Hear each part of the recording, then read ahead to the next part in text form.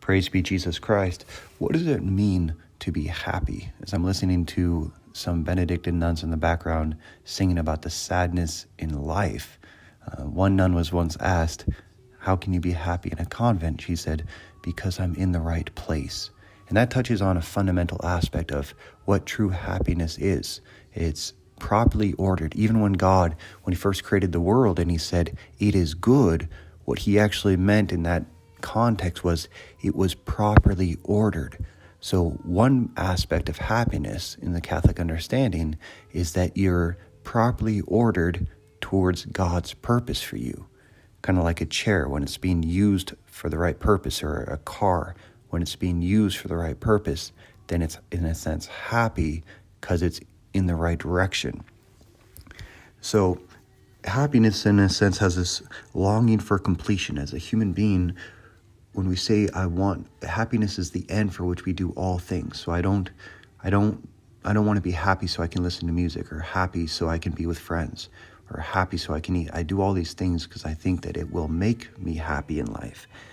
And so we're all longing for happiness, for this sense of completion and right order, right placement. Well, what's the different answers of different religions? Buddhism says, cut off the desire.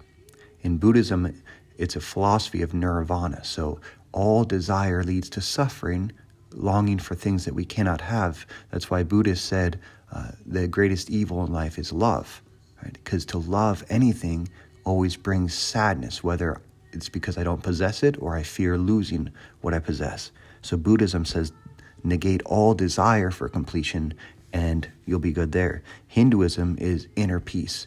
So don't seek anything out in the world. Go to the inner energy, inner light within you to find the peace that you need. Also kind of a sense of lack of desire. Atheism, on the other hand, it's like you say you have this incredible desire, but everywhere I look, I can't find the answer. Thomas Hobbes once said that the life of man on earth is going from one happiness to another, seeking one happiness after another until he dies. Never find the answer. That's why Jean-Paul Sartre, a famous existentialist, said the man is a useless passion. He has all these longings, but in the end they're useless because there's no final answer to it. So that's why atheism begins with hedonism, which is let me do everything I can to satisfy my longings in this earth. Eat, drink, and be merry because tomorrow we die. But it also leads to nihilism and despair, meaning that after you do that enough, after you have enough immediate pleasurable experiences, it starts to get old, right? Because the body can only take so much. That's why you have actors who are very depressed and addicted to drugs and alcohol, because it doesn't totally satisfy the soul. And so atheism, once we deny that there's an ultimate desire to the deepest longings of our hearts, leads to hedonism and despair in the end. Well, what about the Catholic Church? The Catholic Church, it really summed up in what St. Augustine says, "Oh Lord, you made our hearts for you, and our hearts are restless until they rest in you." So we understand that that's a condemnation to our life, in the sense of we're destined to live with hearts that are always disquieted, always restless, always longing for more. But the beauty is that we know that if we're properly ordered in life and with our eyes set on heaven, then that longing will be satisfied in God in the next life. Even the word desire is transcendent. Desire comes from two words, desidere, meaning from the stars. So when we say that we have all these longings, these desires, even the word itself points to outside this world. And when we live according to that, that's when happiness can be ours, joy can be ours. When we're properly placed, when there's nothing more important to me in life than being oriented towards God for all eternity. And that's why we as Catholics can have the greatest joy, because things can fall apart. I can lose what I love in life and still have faith that in heaven all things will come according to God's will, and I'll find my final fulfillment there. In a sense, it's like a Google map. You know, when you have a destination and you can get turned off track, and it's always constantly rerouting you. As long as I know that I'm going towards that destination, I can be at peace, no matter how far away I am, because I know I'm directed. And if I'm getting on the wrong roads, I'm getting frustrated, but it'll always reroute. So because God made our hearts for himself, our hearts are always have this Google map, preset destination. And when we're in line with that destination, that's when we can have peace.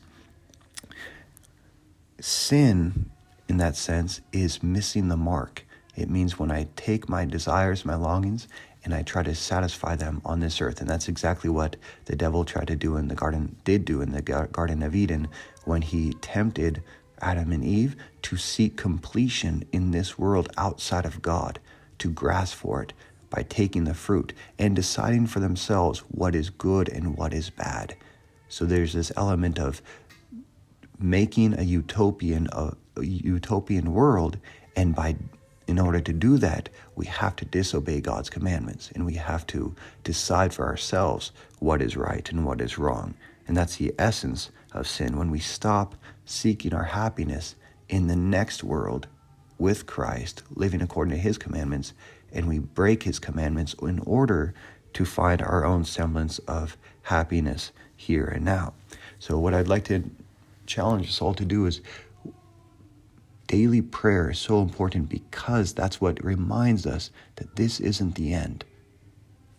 As long as I'm oriented towards God, praying the rosary, having 15 minutes of mental prayer, maybe going to visit Jesus in the Blessed Sacrament every day, reading the Holy Scriptures or the lives of the saints, what it's doing is it's reminding me it's okay that I'm suffering here. It's okay that I'm incomplete here, because my life is oriented towards God in heaven. And living in that hope is the greatest joy and peace that can come into our soul, because we know we live in the expectation that all things will be filled in time, and the deepest longings of my heart will be set to quiet and peace in the next life.